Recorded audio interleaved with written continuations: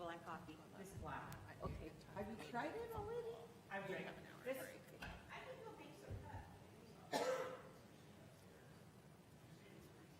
No, 5 minutes and 30 seconds. I was I going to made a get mistake. coffee before Sorry. I came, but I started running late. Traffic was really bad.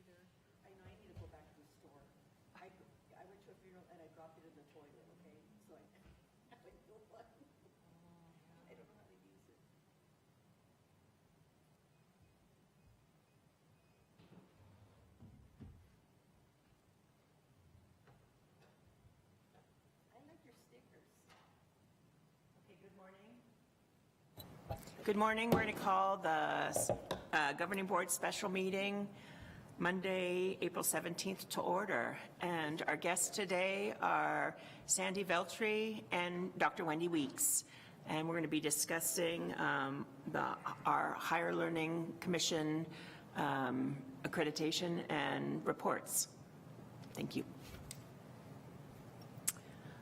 Good morning, Chair Rial, Governing Board members, colleagues and guests. My name is Wendy Weeks. Recording in progress.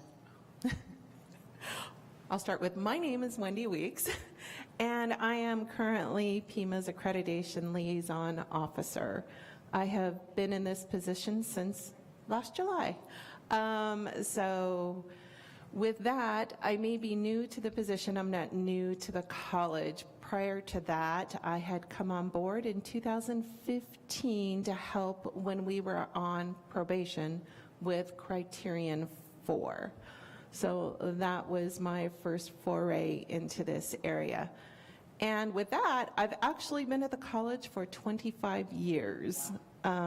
So prior to that, I was teaching before I came over, and I was teaching actually up until this past summer when I took the ALO position. So essentially, I am the conduit between Pima and the Higher Learning Commission.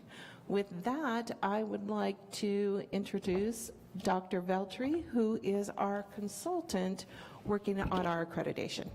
And real quick, I would just like to make a comment.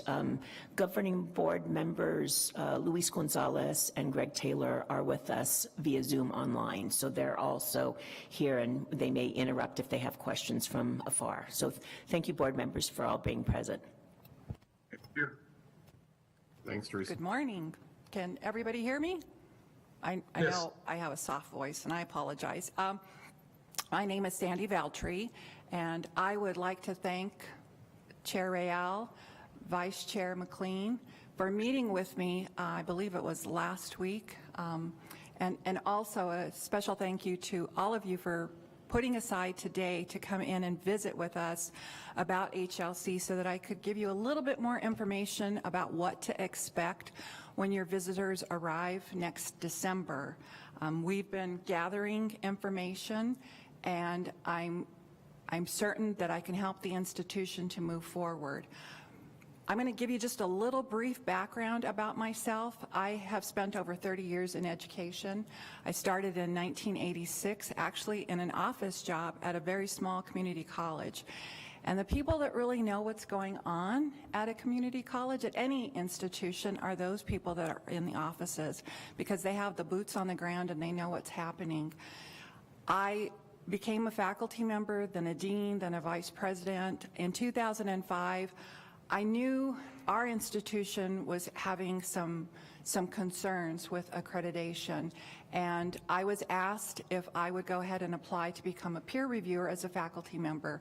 That's probably the best professional development that I've ever received, and I would encourage any faculty and staff member to apply to become a peer reviewer. That's how you will know what your institution is charged with ensuring that it is maintaining when it comes to compliance and those kinds of things. And we're going to go over that quite extensively.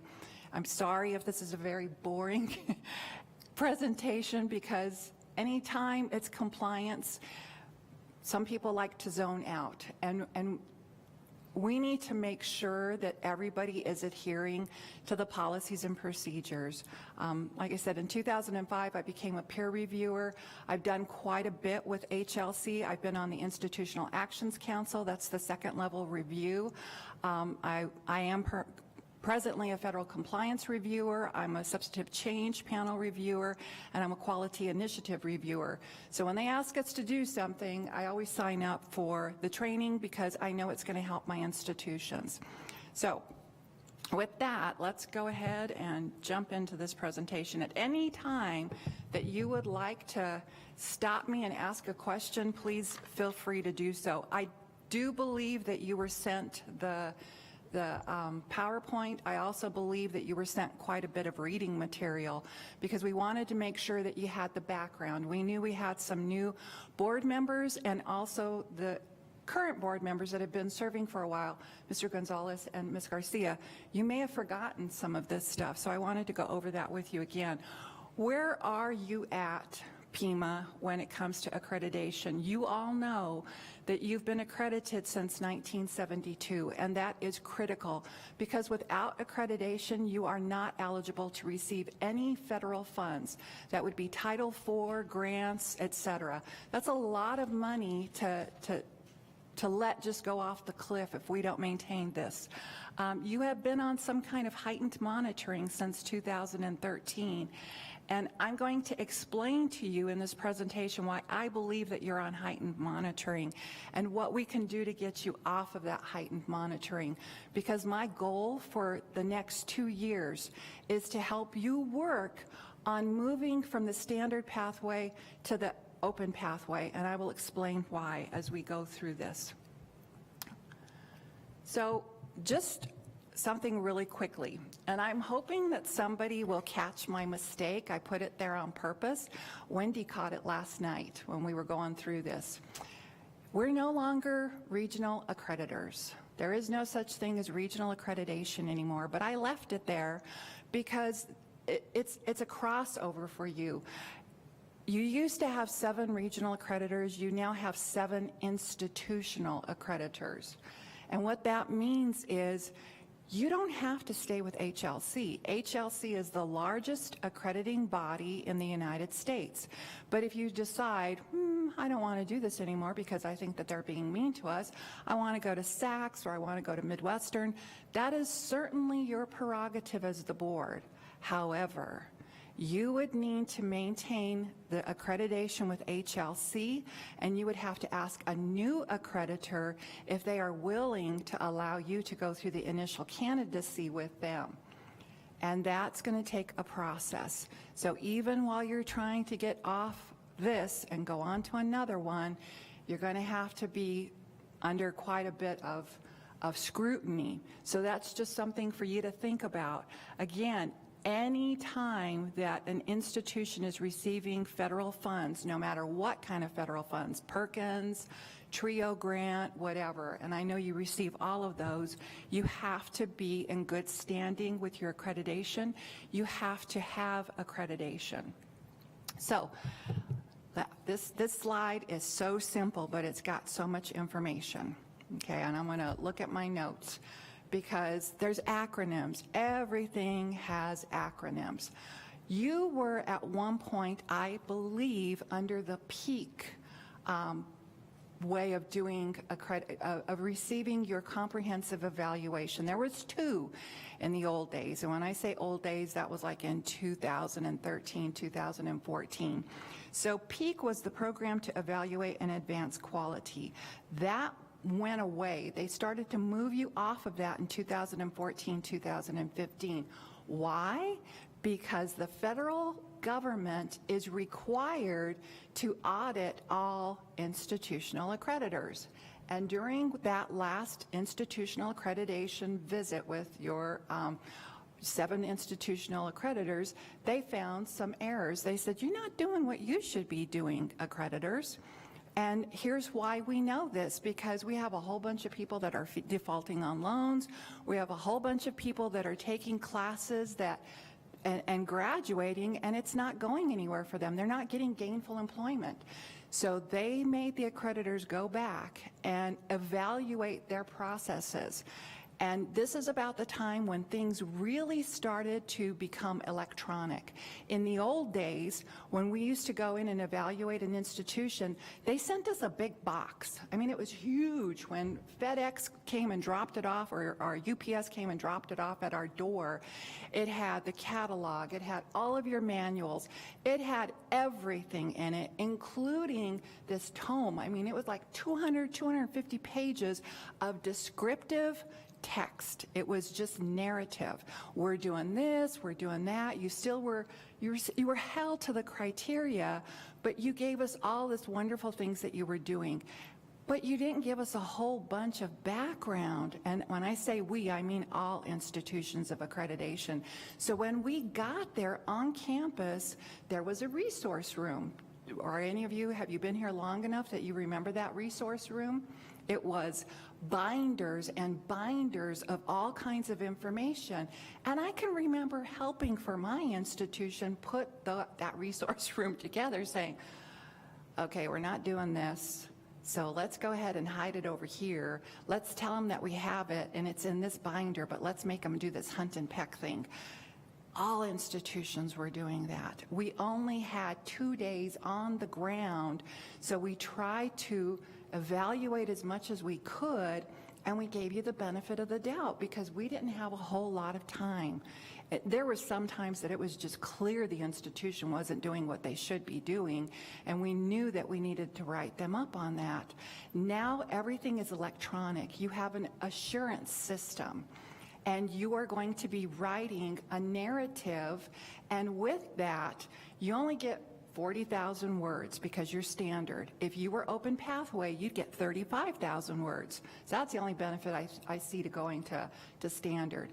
You have to have links, and on those links, that has to have the evidence in there that tells us, here's our report, here's our budgets, here's our financial statements. All of that stuff has to be in there.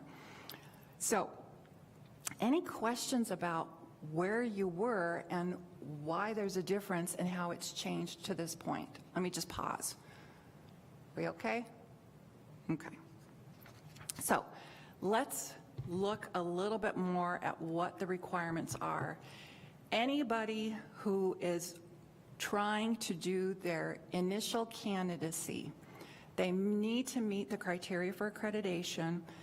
They need to make sure, and I put a little thing in there that's been edited.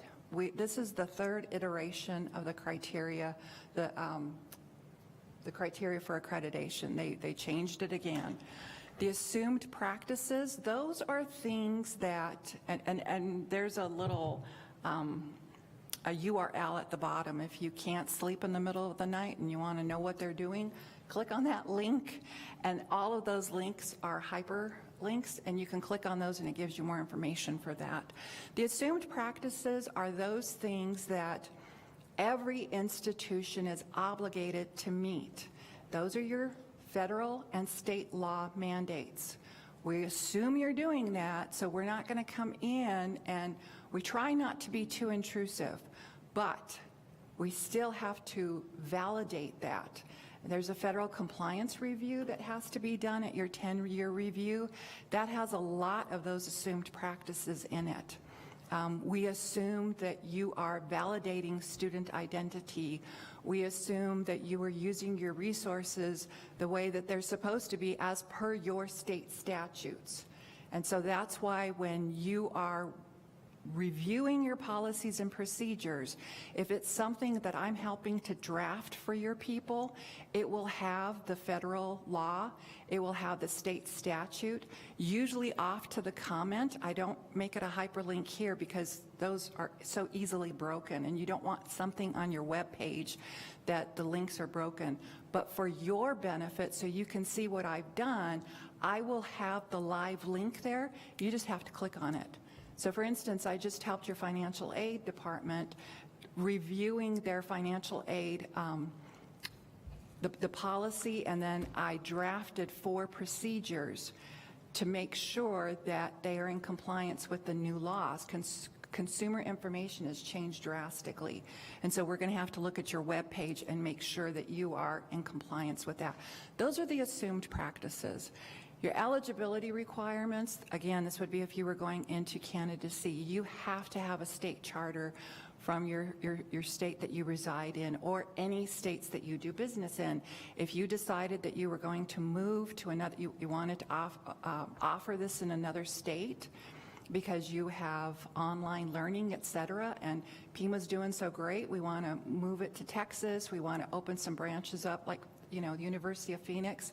You have to meet those eligibility requirements for that state as well. All of this has to be in line. Your federal compliance requirements, again, those are back to the assumed practices that have you been, here's where people have a heartburn a little bit, because we come in and we look at those and people say, really? Why are you writing us down on this? What's so important about this? And I'll give you an example, the complaint, okay? The complaint process. Because your state says that you will have a complaint process. The federal government says that you will have a complaint process. You can't just have it on paper. It needs to be working. So we look at that process, and if HLC, if the state is getting complaints, then that's the first thing that we're looking at when we're coming in to visit you. What's happening here? What office is responsible for this, and how can we help you to make this better? Because it's not about Pima, it's about your community, it's about your students and those that you serve. And then the obligations of membership, that you're going to comply with everything above, that you're going to attend training, that you're going to do what is necessary to stay in good standing. So, I know there's a lot of information there, but let's move on to your pathways. Here's the difference, and here's why I say I want to get you off of standard. You want to get off of standard because there's a lot of time and energy and money being wasted if you stay on standard, okay? There's still the cycle of reaffirmation for reaccreditation. It's still every 10 years. It's automatic. Year 4, if you are on the open pathway, you're doing an assurance review. So you're writing your narrative, very similar. It's the criteria for accreditation. Nobody's coming to visit you. That you just send in the report, they have a panel that reads it, they click on those links, they say, yep, everything looks good. The only time you would have something happening with the assurance review and open is if for some reason there was some kind of monitoring or something happened, then they would send somebody in, but that doesn't happen very often. You just had your review. You had your mid-cycle review in 2018, and they sent 8 people to you. Okay, it was 7 people that they sent on the ground, plus the federal compliance reviewer that is off in the distance, but still a part of the team. You had to pay for all of that. And as you move down, the open pathway, they get to do a fun exercise. This is something that we would really, a lot of people are doing stuff with gen eds or diversity, equity, and inclusion, and we read that before you dive into this, but it's what's an issue that the institution would like to solve. And so you do that in years 5 through 9. You're just working on some kind of a process, you send it back to us, you send it with the information that says, yeah, they're going in a good way. You all are stuck doing interim reports, standard pathway webinars, standard pathway seminars, you're having monitoring visits. We don't want that. We want them to stop, and they're going to stop once we can prove to them we're doing everything we're supposed to be doing. Is it perfect? No, nobody's perfect. If it was perfect, then we wouldn't have this continuous quality cycle. We understand that, but let's get off of the standard. And I'm not going to promise you that you're going to get off standard in 2024 because there's been so much heightened monitoring. But if they can see, wow, they have really changed things around, they're really doing stuff, they've taken the suggestions that the last team gave them, and they're acting on it. We can see what's happening. And you are doing stuff. I'm watching your board meetings, and I'm sitting here taking notes going, I hope they're going to include that. I hope they're going to include that. A great example, before we came on live, and I told Wendy, Nick Richmond, and who was the other gentleman? Brian Stewart. I was blown away by their presentation. It was fabulous, and I said, this is what we need for co-curricular assessment. I hope that they are gathering that information. You, Ms. Garcia, asked a question that I thought, spot on. That's exactly what we want. You asked about the data to be disaggregated. because it was about male Latinos that are not attending or that the enrollment has dropped. That's a nationwide issue. You are attacking that. You are doing something because it's part of what you value. It is in your values, the diversity, equity, and inclusion. That's what we want to see. More of that. Those are the exciting things that I want the institution to be able to do. But we got to deal with this stuff right now, okay? So like I said, the assurance arguments, the only good thing is you get 5,000 more words. Oh, and by the way, you get another 5,000 words because you have an embedded report on dispute resolution, which brings us back to those complaints. Okay, and we'll talk about that in a little bit. So, again, why are you on standard pathway? Because they moved, like I told you, off of peak in about 2014, 2015. That's when we had our beta. That's when HLC said we're going to have some beta colleges go live with this. We're going to see how this has been working. They were training all of their peer reviewers to make sure that we were looking more carefully and that we were giving a true picture of the institution. The probation was taken off in 2015, but instead they heightened that. They moved you from probation to notice. And then that was removed in 2017. So it's only been 6 years that you've been removed.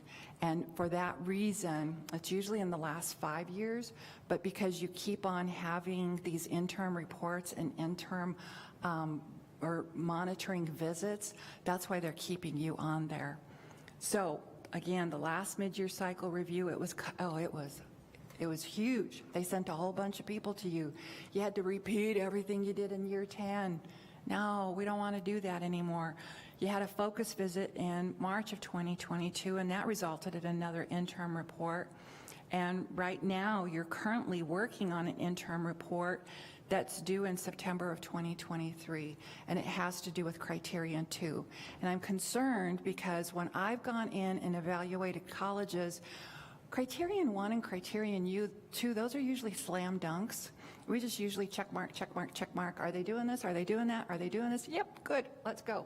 3, 4, and 5 are the ones that we usually focus on. So when I saw that you had some heightened criteria review on 2, I thought, uh-oh, what's going on here? That's not good, because that's what the board. So what's happening with the board that we can show you are doing your due diligence and everything is where it should be? Real quick question. I was under the impression that that is not the only.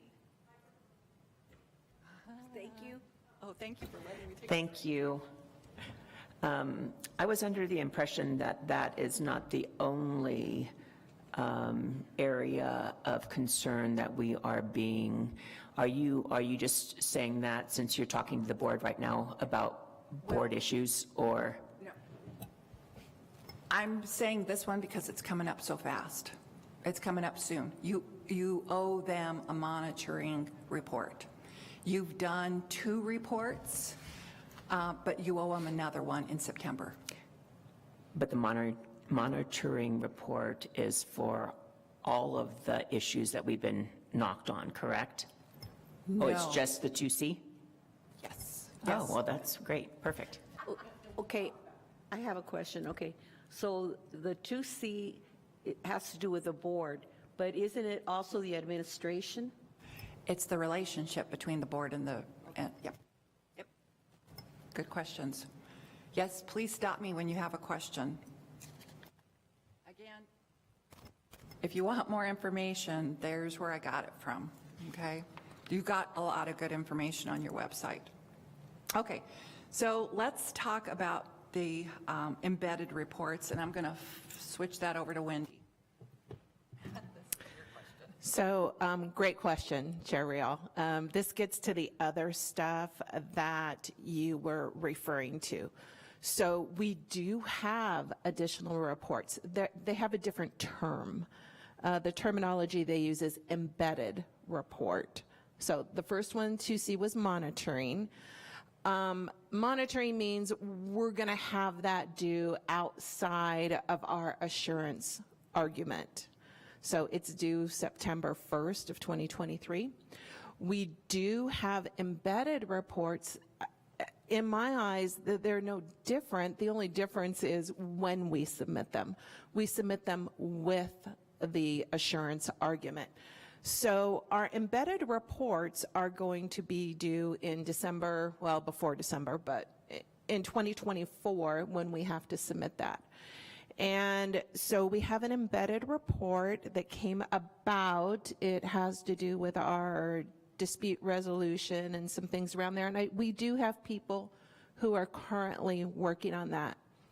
We were just assigned on March 13th some additional embedded reports, and those were on our site visits. So we had some site visits in February of this year, and they didn't finish them. They had only done some of them. And so I was surprised, but they sent a report on those first ones in about 30 days. We received it on March 13th. And that report was sent to you. Immediately, we sent it to all the parties that were involved in those site visits, which could be, some of them were dual enrollment, some of them were other additional locations. So everybody who was involved got that. And then we also had that report sent to the board. And if you look in that report, we have embedded reports on 3 of those 5 locations. So now we have additional embedded reports. Embedded means it's going to be due with that 2024 assurance argument. The balance of our site visits finished on April 6th. There were 3 additional locations they visited. So that's been, what, 10 days ago approximately? And I do expect a report back on those 3 locations around May 6th. It'll be about 30 days. And can you tell them what to expect? I mean, isn't it assessment of student learning?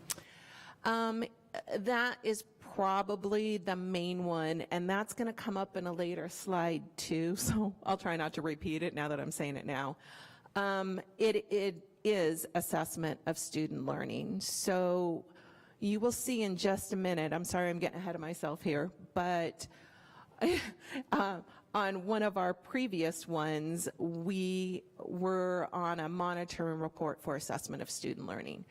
And we have gotten that really under control for the most part and looking good at our institutions, our main campuses. The problem is now coming about at our additional locations, and the assessment is problematic there, as well as oversight of those locations. So those are the primary areas with our additional locations and embedded reports. So now we have additional embedded reports. So, all right. So before I go off of this slide, where it says the focus will be on dispute resolution, this last week I met with 4 of the different teams that are working on your assurance arguments, 2, 3, 4, and federal compliance. Wendy did not meet with those. She didn't even introduce me. It was just me and your team members. And what I'm telling them is I need them to be open and honest with me. It doesn't do any good to hide stuff from the person that's here to help you. But they also need to be able to speak freely without fear of retaliation on what they tell me. So anytime that I am giving a report back to the chancellor and Wendy, I am not mentioning names, I am not mentioning departments, I am just saying, here's the concerns that I'm hearing. Here's what people are telling me. One of the things that came up was your complaint process, which really goes into this. And they said, explain to me what the difference is between an informal and a formal complaint.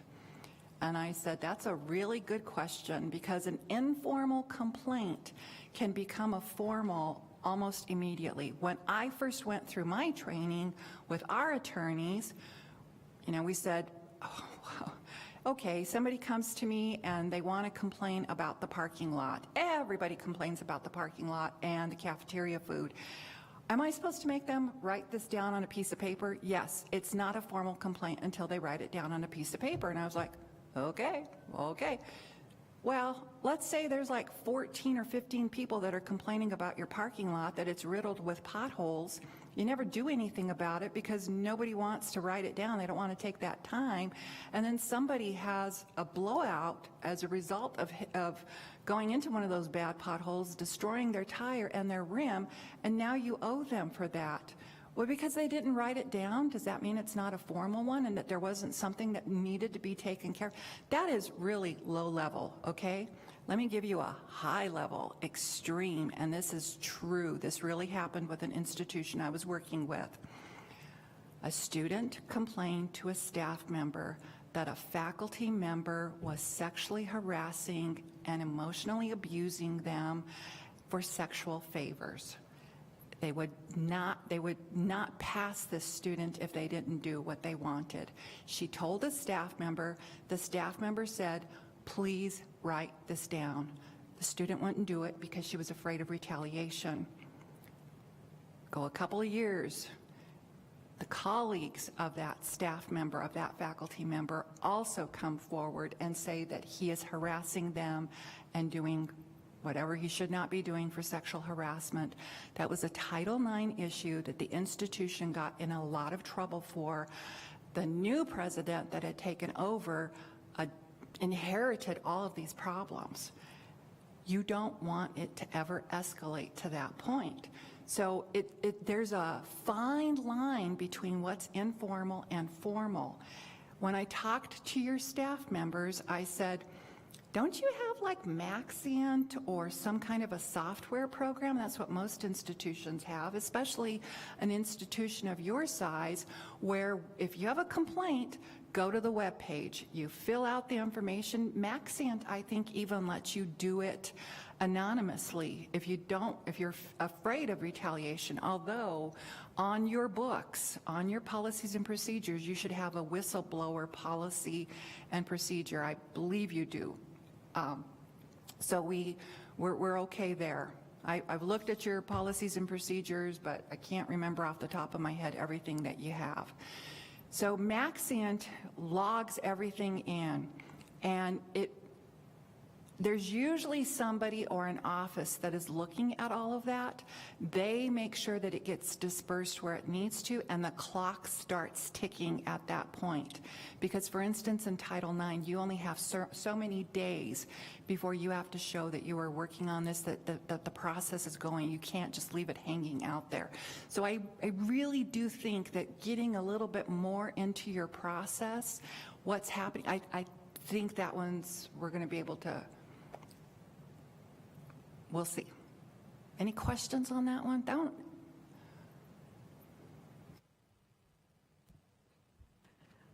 So are you going to share, I mean, I'm not even sure. So you said that you've spoken to some of the people already. And so if people are concerned about retaliation or whatever, They're not concerned about retaliation. Okay. I want them You to wanna- speak. you wanna- I want them to speak freely and understand that I'm going to protect their identity. Okay. If they fear that somehow they won't be honest with me, it doesn't help if you're not honest with me. I need to know exactly what's going on so that I can start. I'm your internal auditor to go in and figure out who's doing what or not doing what. And how do we rectify this? Because there were some other things that were shared that I don't even want to bring up yet because I haven't validated them. And I don't want you to think that it's a problem until I validate that it truly is not compliant with state and federal law, okay? But the complaint one, that's there. So I think I just need to look at your process and give you some suggestions for how you resolve that. I will be honest, on April 12th, when I watched your board meeting, I was concerned that during the public comments, somebody got up and said, it was a staff member that felt that they had not been treated correctly with leave. and it was a disability issue, I believe? The interesting thing about that, and, you know, we're non-paid employees of the college, right? So there is finite amount of time and resources that we have, since we don't have offices, we don't have staff, we're doing this ourselves. But over the last couple of years maybe, that same employee has been before the prior boards complaining about the same issue. Similar issue. And the fact that it wasn't taken care of by the prior board when it was their responsibility. And I mean, I didn't even know that this was an issue until the board meeting, and I wanted to comment on it, and then the chancellor reminded me that I wasn't allowed to comment until the end of public call to the audience.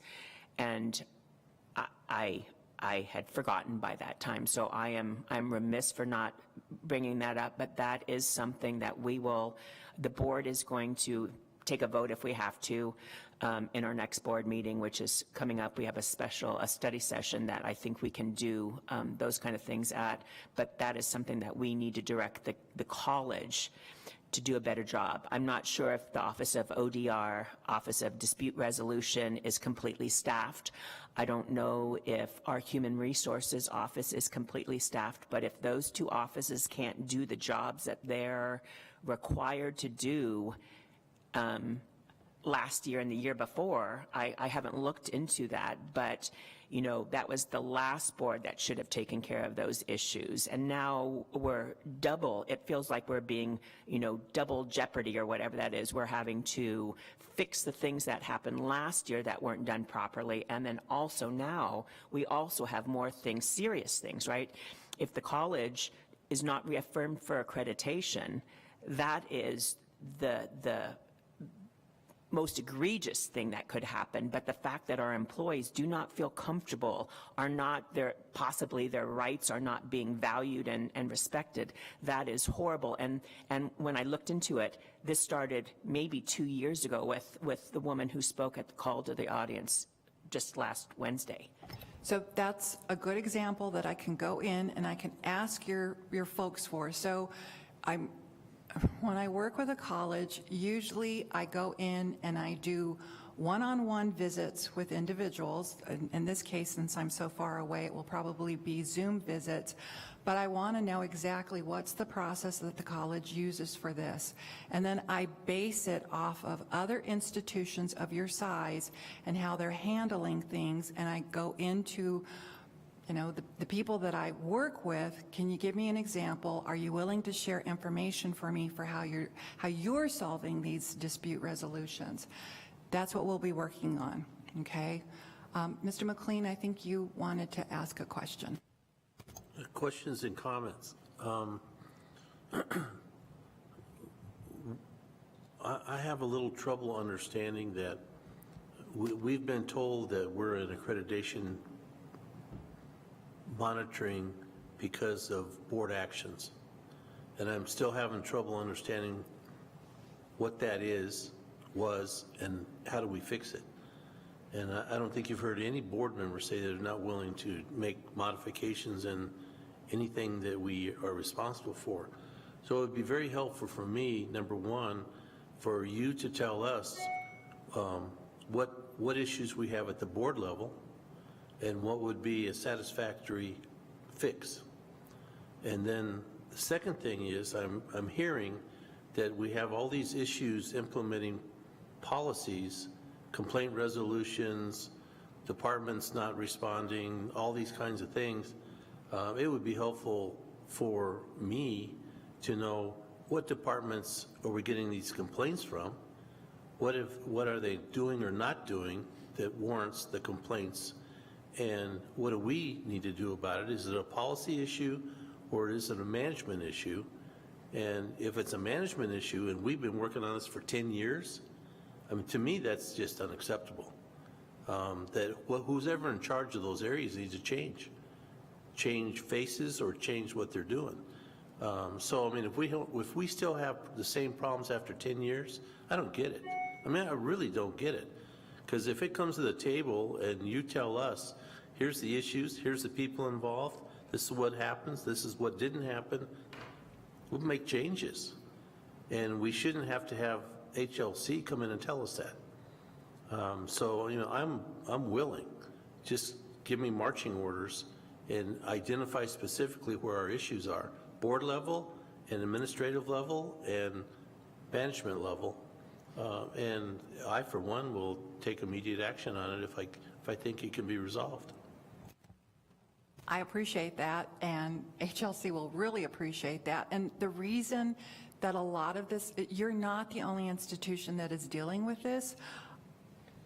We get so busy in our day-to-day operations running a college, the last thing that people are looking at is the policy and procedure. It isn't until there's a problem that you go back to that policy and say, how do we solve this? I mean, I used to be over resident halls. I hated that because there was a party every time you turn around and something was going on, and sometimes there was really bad stuff going on. And I had to be careful that I did not overstep the procedure because the attorney had written that, and I needed to make sure that I followed that. In some cases, you don't have the procedures. They're not as specific as they should be, which means that it's open for interpretation. And when it comes to compliance, there is no open to interpretation. We need to make sure that you are doing it. It's very explicit. It's a check mark. Did you do this? Did you do this? Did you do this? Okay, we exercised our due diligence. There was nothing else we could do. When it comes to the board, and I think you're the one that asked at one of the board meetings, when it comes to complaints, we want to know what's going on. You shouldn't be receiving those day-to-day complaints. You should be having a end of the year, here's how many complaints we had this year, here's the different offices that it went to, here's the resolution. You become aware of those complaints that have escalated to maybe having to go to court or something like that, but they shouldn't be coming to you for resolution. It should be taken care of over here, and that's because the board said, here's our policy, college, go and take care of this. And we're going to expect that it's taken care of. Here's the individuals that it's responsible for. So the first thing when I came to work for you, I asked Wendy, I said, I see all your board policies and procedures. By any chance, is that in a spreadsheet? Because then I'm going to take that spreadsheet and I'm going to tell you, this is federal law, this is state law, this is HLC, here's what core component it comes into. And I need to know who's responsible for that, because then it comes back to your point. Who was responsible for making sure that our students are coded correctly? This is such a small example. Somebody made a comment during one of your board meetings that our iPads are wrong. The iPads, the data's not where it should be, and I thought, that's a flag for me. If you're telling me that the iPad's data is wrong, that means that something's happening when it's coded into your student information system, which I believe is Banner. And I helped a college that was not receiving the correct amount of Perkins money that they should have been. They were only getting like 1.85. They had probably about 60% of their students were career and technical. I said, why are you only getting this much money? They said, we have no idea, but it's always been that way. I said, you're coding them wrong, I bet. Went back in, looked. So there's different things. On admissions, what's the definition of that student? Are they current? Are they a new student? Are they a continuing student? Are they concurrently enrolled student? Blah, blah, blah. Okay, what's the coding on them? What's the SIP code, the classification of instructional program that they are enrolled in? That then goes into iPads. That then feeds up to the federal government that says, this is how many students they have, this is what they're eligible for funds. So it's really simple, but if you're not maintaining that at the staff level, because they don't understand this, they don't understand all how it goes. Here's the directions, here's the process. When concurrent enrollment students come in, this is how you code them into the system. If you incorrectly code a concurrently enrolled student, the clock starts on them if you say that they're a brand new degree-seeking student. They only have so long and so many credits to be able to get concurrent enrollment students are not eligible for financial aid. Okay, I think I understand what you're saying, but what's the board response to that? I mean, what's our responsibility when I haven't heard this before, and is that one of the things that hasn't been fixed in 10 years? I'm not sure. Again, you only hired me last month, March, and I've already gathered a lot of information, even though I did a presentation to you in January. You know, it took a while, but I'm starting to dig into your information, and I'm digging into everything, because just because you're on heightened monitoring and it's on these specific areas, I don't want somebody to start saying, an HLC reviewer to say, well, if they're not doing this, are they doing this, and start to look at stuff. Back to your responsibilities, it's the board policy. We say that we're in compliance here. Have we done all of what we have to have on the books for the board to make sure that you're in compliance? And then are there procedures that go with those policies? Because if we have a policy, why is there no procedure that goes with it? We said you're going to do this. College, how are you going to do it? Because I'm not seeing it here.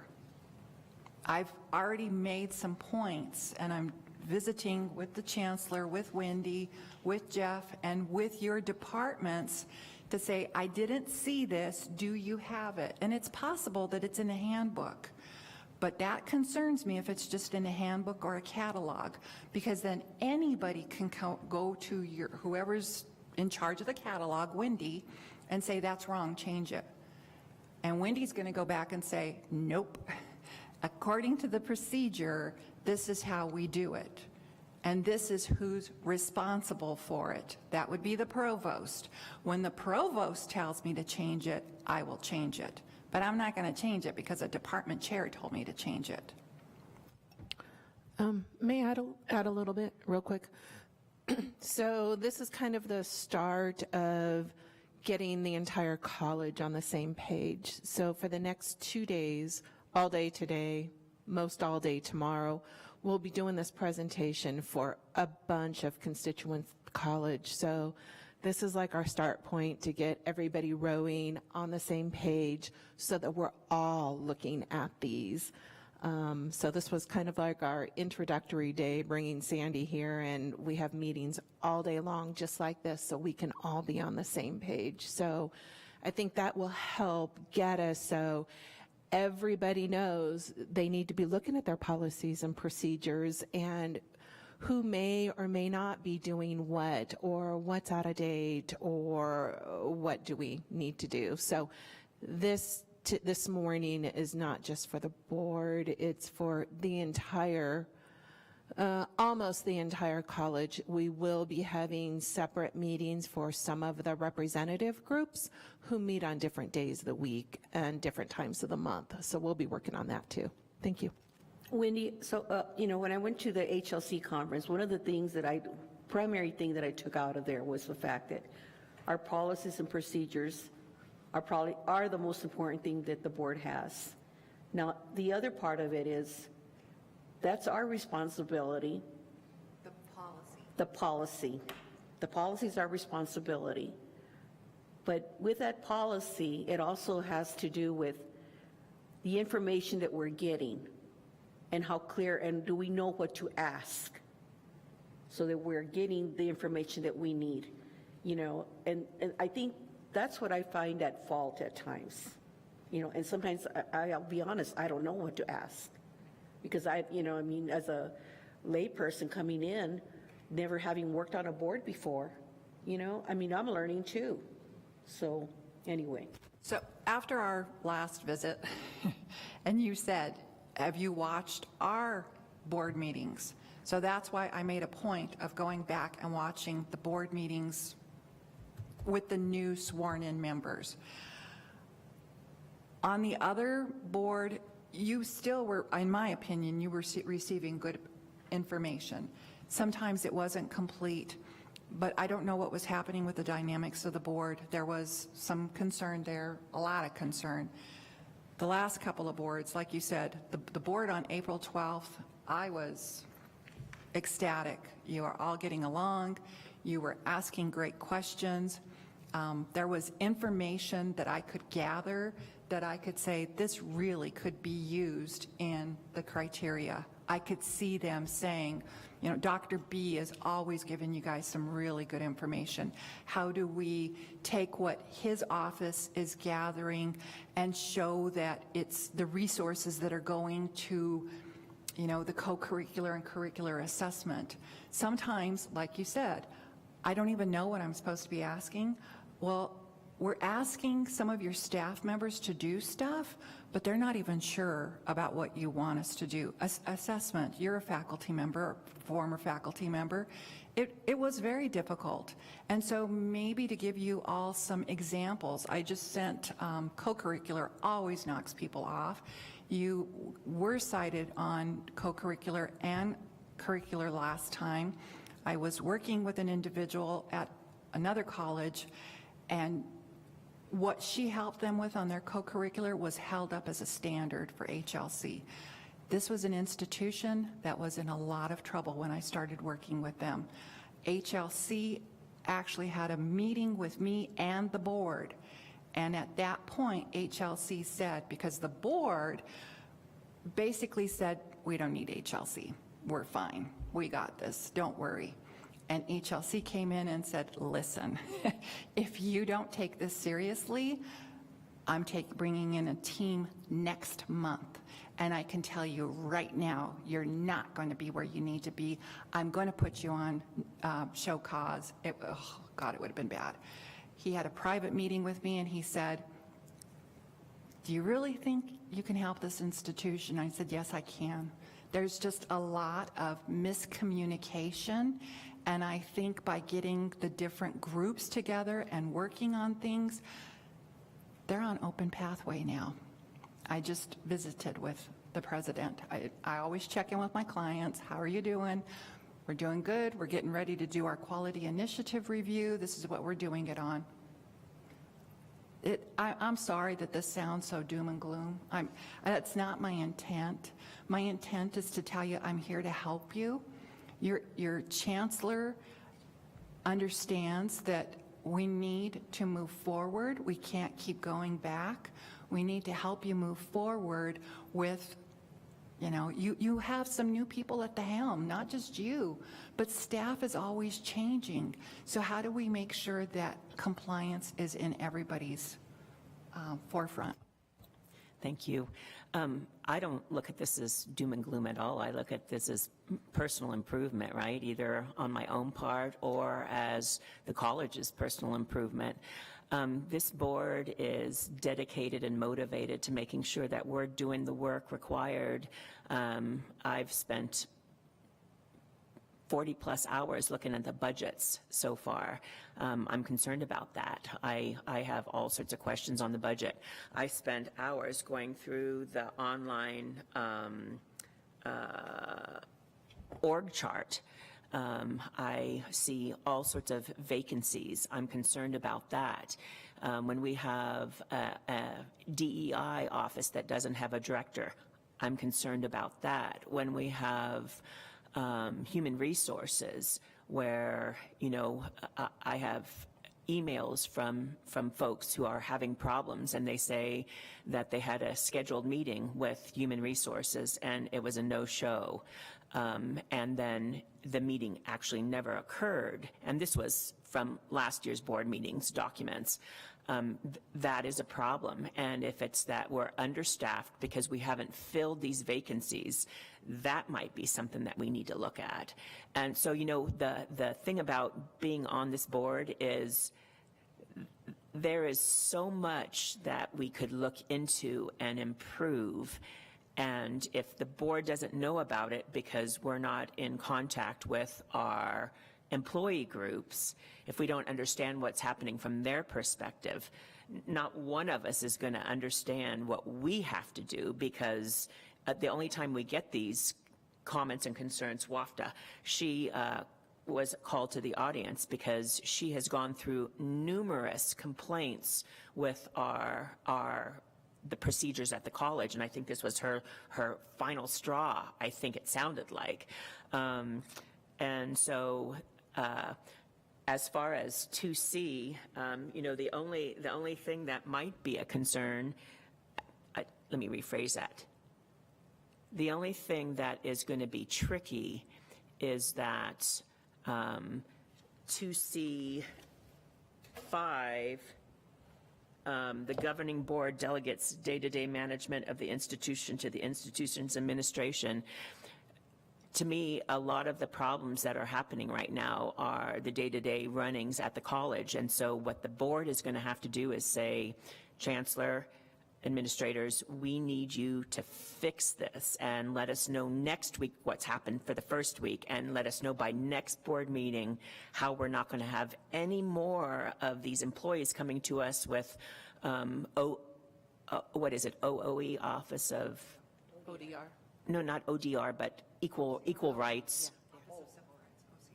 Any of those, right? We do not want to have any more of those complaints come forward, because we need to make sure that our employees and the operations at the college are working efficiently and effectively. And that's not the board's responsibility. That is the employees' responsibilities. So come forward, let us know. I mean, contact the chancellor, say, Chancellor, you need, you know, it needs to be taken care of. And this is silly that we've been on some sort of level of concern since 2013.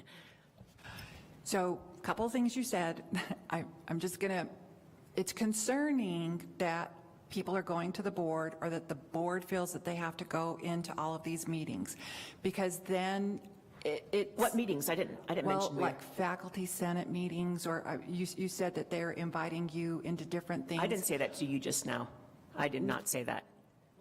You said something similar about. I'll look through the Okay. minutes of this. I'm pretty sure I didn't say that. What I said is, if we don't understand what is happening at the college, if all we hear is when we have a report due in September and we don't know what's happening at the college, I mean, we didn't know about WAFTAs. I did not know that there had been years worth of approaching the board, sending letters to the board, working with human resources, working with ODR. I did not know that until I got her call to the audience last week, and then I went home and I had to spend lots of time looking through past board documents and board minutes on what was going on. And this board, did you know at all about her prior to this? So I'm not going to her meetings or anything. I'm looking through past board documents that show me that she has complained to the college before, and that she has made appointments to meet with HR, and it was a no-show. No one showed up except for her. You know, and that's in the board documents now.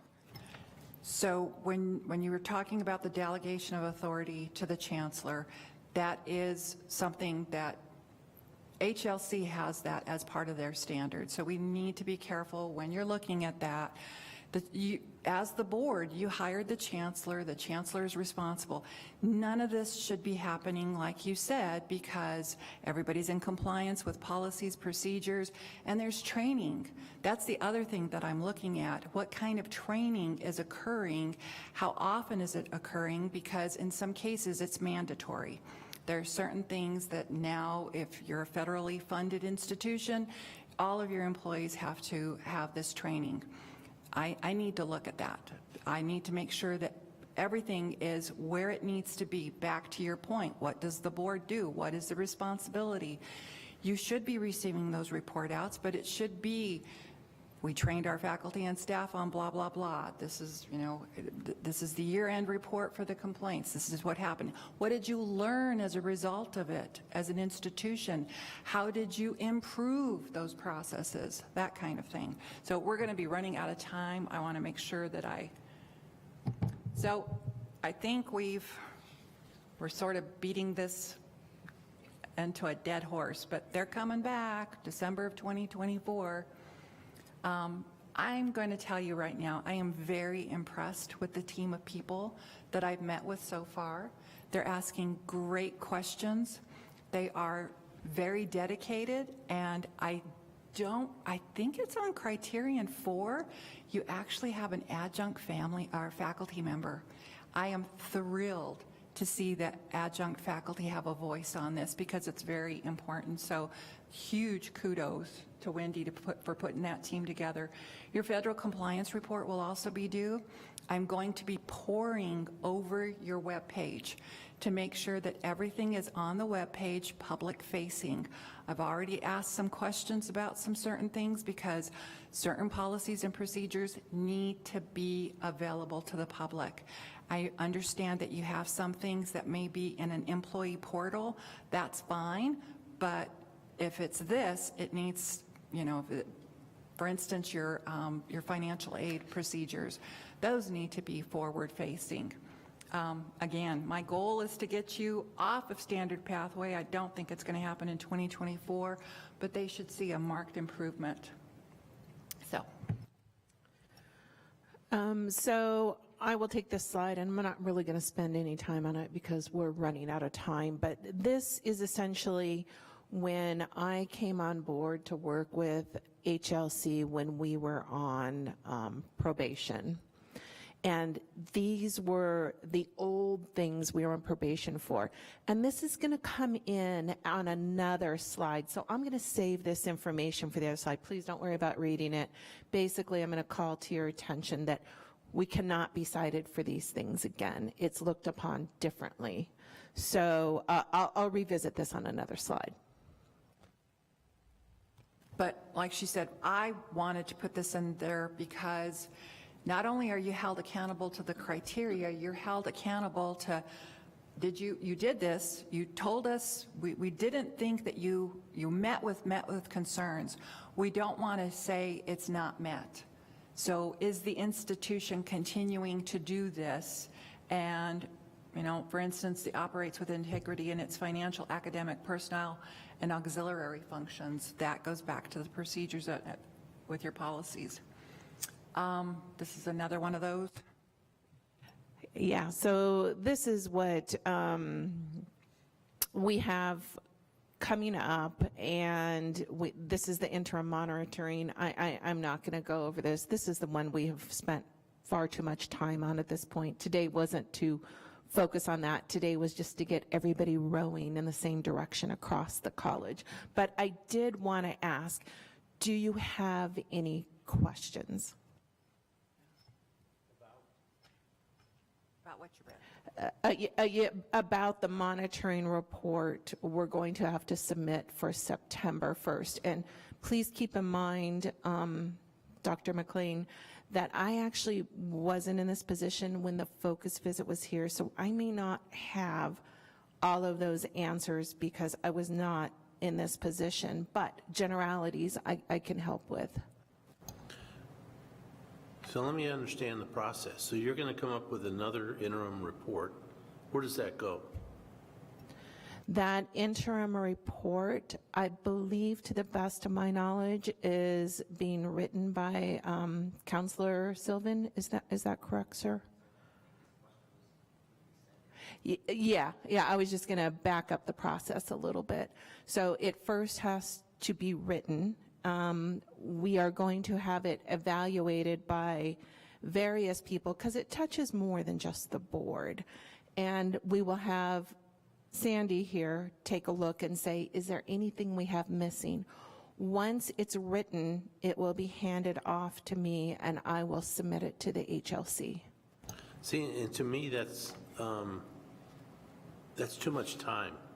If we're under the crunch, I should think that if we have an interim report and it identifies problems with Title IX, the way we submit for federal grants, the number of students we have, any of those kinds of things, I would want to see a report with a recommendation on how to fix it and then a timeline on when the fix is going to be done. And that's not rocket science stuff. I mean, if it needs training, these 3 people are going to be going to this training. And why, I don't know why we have to submit the report to HLC and then we get a report back from it. Let's fix this as we go. It's the process. That's HLC's Well, process. That's fine, make them happy. But as far as the college is concerned, if we have an issue, fix it. And so if, It's the information's being gathered. Again, this is all part of discovery. What's really happening and what can we say, okay, because you can't just write about it and say, we're going to fix it. No, you're right. Who is doing this and what's being done? What offices does this have to touch? And what training? It's running parallel. in addition to that, in those reports, if we have a fix and it pertains to governing board operating procedures or policies, then we need to go to board number blah, blah, blah, subparagraph 6, and change the wording to this and put it on the next agenda. Get it done. I have a real quick question. I'm sorry, Wendy. So you're saying that, so part of this, the 2C has to do with a focus visit that came, right? Yeah. Okay, now, my question to you and to this lady here is the fact that when that report was written and it focused on board members, specific board members, which I happen to be one of them, okay, I didn't see that report until I think a day or two before it was submitted. We had no part in responding to that. So a lot of things were written there that were incorrect, in my view. I'm going to say in my view. So I would expect that at least that when anything comes out, there were other reasons. Nobody, anyway, I'm going to go there. I'm just going to say that if you write something to the HLC and you're going to respond, we as a board should be involved in that. You guys can write it, do your investigation, but in the end, before anything gets submitted, it should be the board that should decide. We are the board. So please, take that into consideration. And off note, I'd like to talk to you guys about that interim report, the focus visit that came down. I don't know what you know or don't know, but I would appreciate it if I was given that time. Yeah. Do you mind if I just say one more thing? So I'm going to concur with what Maria Garcia is saying. I think that it has been a practice, not a board policy, and not. I think it's been a practice of the college for the boards to not listen and hear what the different work groups in the college were saying. So what you said about me attending faculty meetings, staff meetings, union meetings, all those kind of things, which I have done. I'm looking right now at the Arizona Revised Statutes 15-1444, General Powers and Duties of the District Board, A, capital A, period, except as otherwise provided, each district board shall, and I'm jumping down to number 4, there's quite a few state laws, right? This is what we have to work under. I mean, we can do more and greater and better things, I think, than the law, but we, at a minimum, we have to do these things. I'm not a lawyer, I just pretend like I am one. Number 4, each district board shall, number 4, visit each community college under its jurisdiction and examine carefully into its management, its conditions, and its needs. So when I'm hearing someone tell me that I cannot, I don't participate in those groups. You know, I've been to lots of different meetings. I don't offer my suggestions and tell them what to do. I am examining carefully. Actually, I'm just listening and writing down information and notes into its management, its conditions, and its needs. So when I hear people from HLC, like you just mentioned, that it might be a conflict with number 5 on 2C, the governing board delegates day-to-day management of the institutions to the institution's administration, if the HLC is going to ding us because I am doing this number 4 on this Arizona Revised Statute, I think there's a misconnect there. And so, And I think I confused you with how I'm saying this. So we want our board members to go in. I can remember when we were having assessment review day, we invited our board members in there because we wanted them to see what we were doing. But if a board member is being invited in to attend a session because the faculty and staff feel that they have no other recourse, that's when there's the problem. We want the board members coming in and visiting and seeing, look what's happening with our institutional research, look what's happening at this center of excellence, look what's happening over here. But if you're being invited to go into staff meetings because they want you to hear some dirt and they want you to take action, that's when you start to go down a slippery slope, because there should be the operational procedures and what things are, that's what they're looking at. Does that help? Completely. I was never confused. Every time I've been invited, it was not because they had complaints to air. Every single time I've been there, it's because they knew that none of these board members on this board understand exactly the management and the conditions and the needs at the college. I was an employee for 23 and a half years here. I was the director of student learning outcomes for 7 years, I believe. I helped write the HLC report when we were doing those, that new part of student learning outcomes, because it hadn't been, you know, what we had been reporting on prior.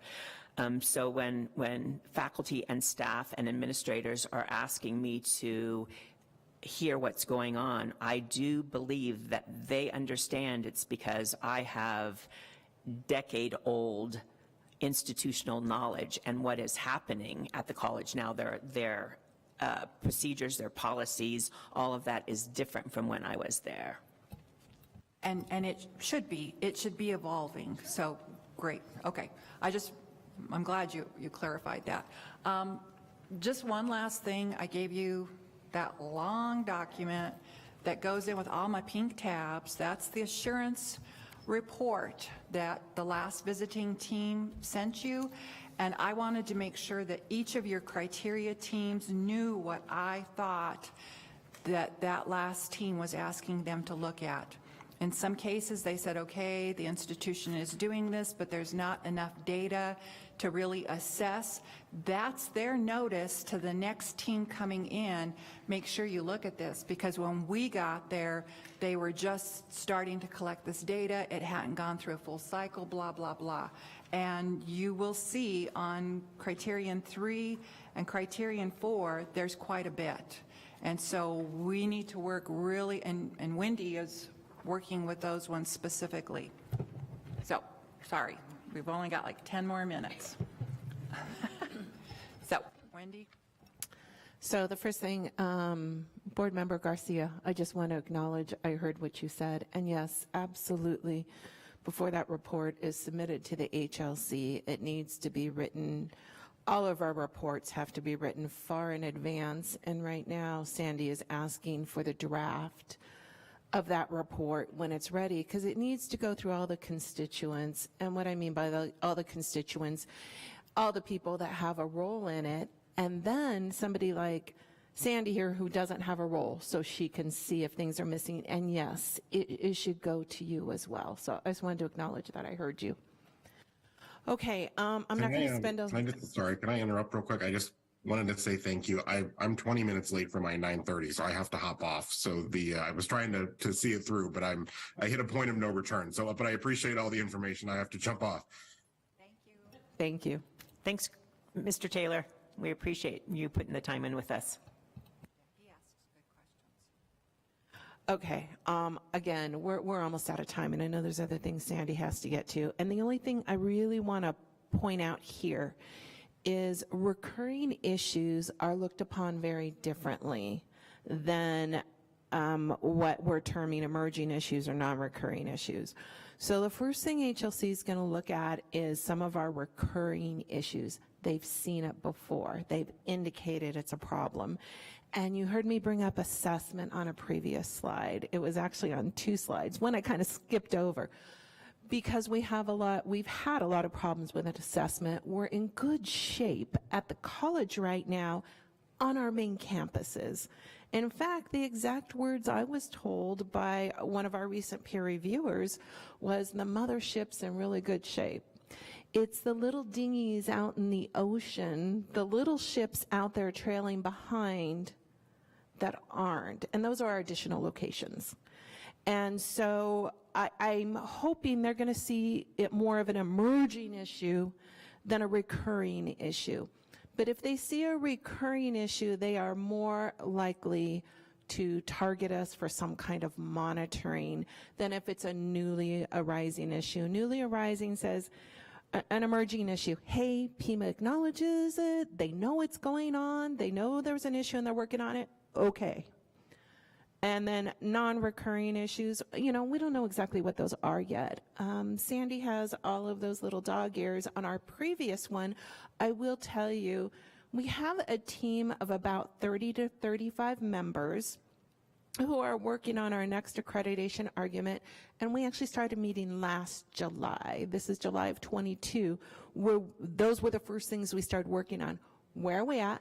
What are they looking like? Do we still have issues? And I will tell you right now, some of them are resolved and some of them are still recurring, and they have been working on those since last July. So with that, I'm going to pass it back to you. So I see Vanessa, right? Did I get your, yay? Vanessa met with us last week, and I could have done handsprings. Vanessa's working on an assumed practices spreadsheet. That was going to be one of my first suggestions. Are you meeting the assumed practices? Vanessa and I are going to be working on this very closely because that is critical. Comes back to what you're saying. If they're not doing what they should be doing, then the board needs to come in and say, our consultant said that we need some work on this. All public-facing documents and the websites, I'll be reviewing those again. I'm suggesting that you have a mock visit in mid-spring 2024. And the reason for that is I created a timeline for you. You do not have a whole lot of time. You have a little bit over a year and a half. The assurance documents need to be locked in the assurance system 45 days before the team gets here, because they need to be able to review all the information. There's a federal compliance reviewer that is working off to the side. They will get together with your team. So I'm saying that by next year, you should have a mock visit happening. That way, and I'm going to tell you right now, when they come in, I tell them, be tough on this college. Work them hard.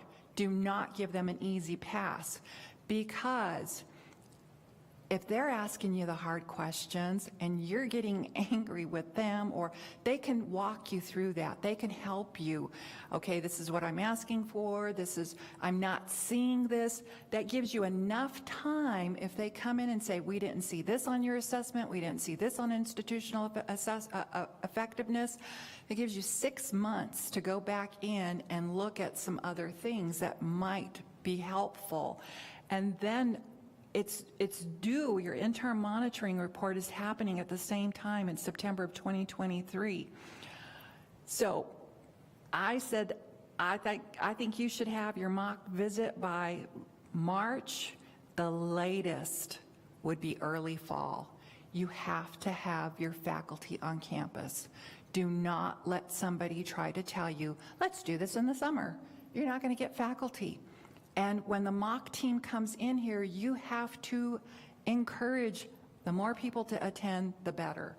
Because if I have this whole room full of people and I see Jeff and I see the provost as the person that comes in, they will say, do I have any administrators in here? And they raise their hand and I say, thank you for visiting with us today, but we're going to excuse you. We just want to talk to the faculty and staff, because they're there to verify and clarify. Was there something in your documents that wasn't clear? They need clarification on that. Or you didn't give us enough information, so we're going to do a little bit more digging and we need some verification. And by the end of the day, I need this kind of information sent to me as the peer reviewer. Okay?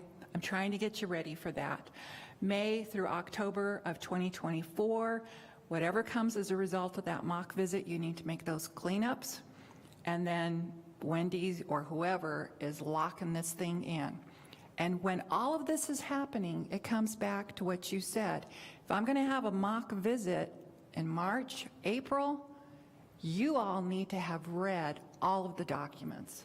You have to read 1 through 5, you have to read the federal compliance, because when they come in and they visit with you, the expectation is that you can answer those questions.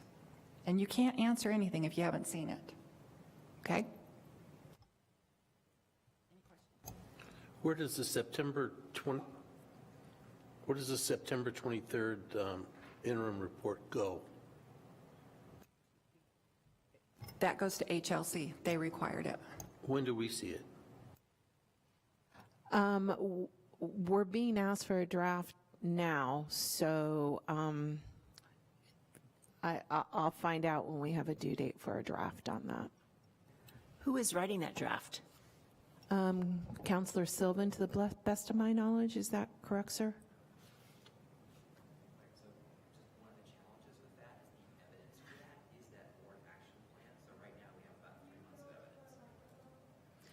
So Mr. Sylvan, counsel for us, said that the evidence plan, yeah, would you come? Thanks, Jeff.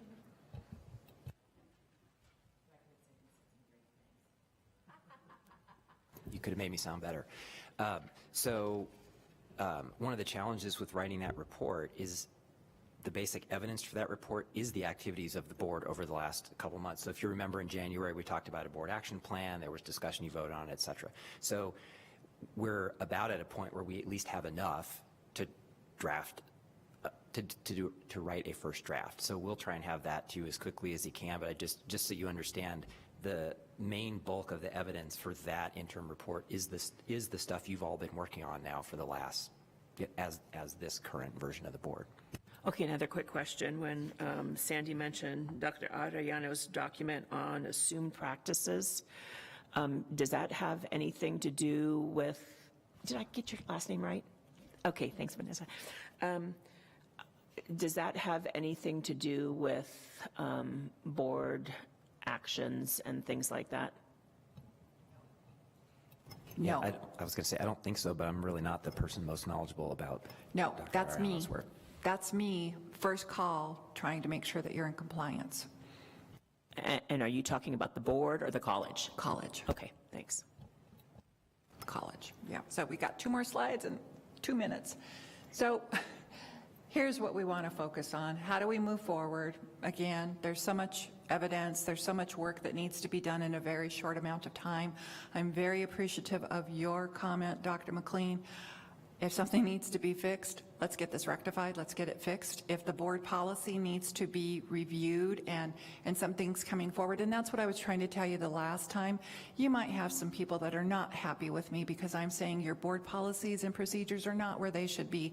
And I'm not looking at the board's, how you act. I'm looking at how the college, for students, for academics, for HR, those kinds of things.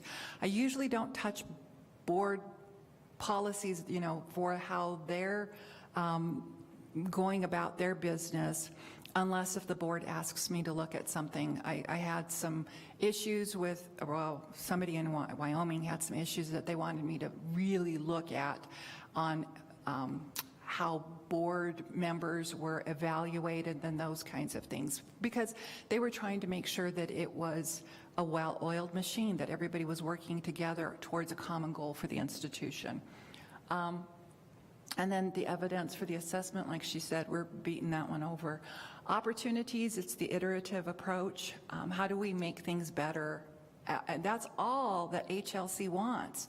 How do you make it better for your consumer? They can't talk on their behalf. Faculty and staff, employees, your community, that's what this whole process is about. It's not HLC coming and beating you over the head. It's helping you continuously improve.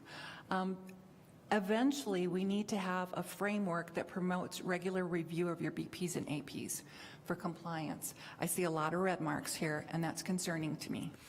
On our board meeting just last week, we did say we are going to be reviewing one or more of these each board meeting because we are very far behind. They have not been, many of them, these are our board policies right here. So I would ask that, that we work together as your consultant, because I know that some of these, you're behind the gun because I don't know that you're in compliance. And you know, some of your faculty and staff might say, who is this lady? What do you mean we're not in compliance? "No, I think you're not in compliance with some, so we're going to go over that." How do we get there? The board. I'm very appreciative of your comments today about let's partner, we're going to work on it, we're going to review these things, we're going to move them forward. Awesome. Thank you so much. Again, this is demonstrating that, you know, you have your lane, the college has their lane, but you're running side by side. You're not like 2 miles behind and the college is doing its thing and bringing you in. That's what they're talking about with autonomy, that you're working together as a team. The executive leadership, they're providing those regular updates to you. The co-curricular and curricular, those need a lot of work. And holding people's feet to the fire, you know, like you said, those reviews, what are you doing with this? How are you doing it? That's kind of what I thought why DEI came in. I thought they were doing a co-curricular review for you, and that was just something that came about.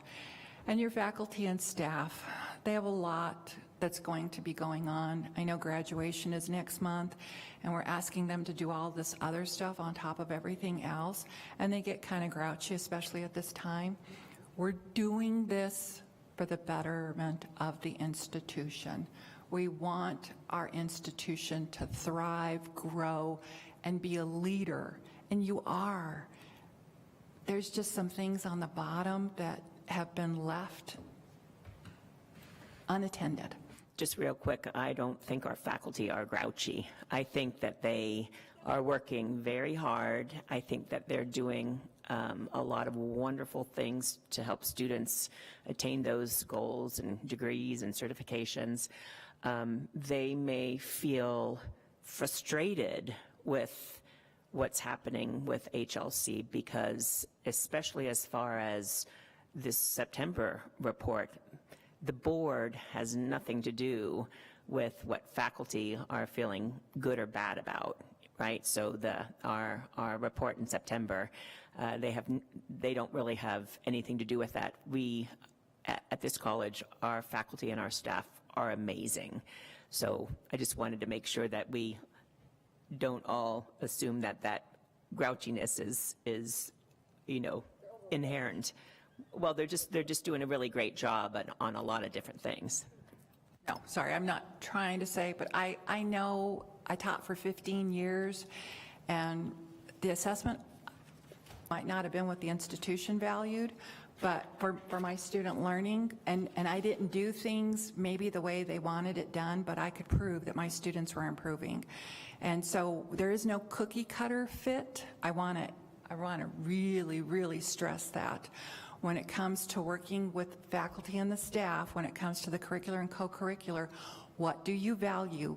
What do you want to see changed? And how do we help you by giving you the resources that you need, giving you whatever help you need in evaluating that, and maybe things didn't go the way you wanted them to go, but let's work together. Okay, thank you so much. We appreciate your efforts, Dr. Wendy Weeks, and Sandy, thank you. And the board is definitely, I mean, our #1 goal is to receive reaffirmation of our accreditation. Our #2 goal is to make sure that the college is following its policies and procedures. So fairness and excellence is part of our college. So with that, if there are no more comments, we'll end this special session. Thank you so much.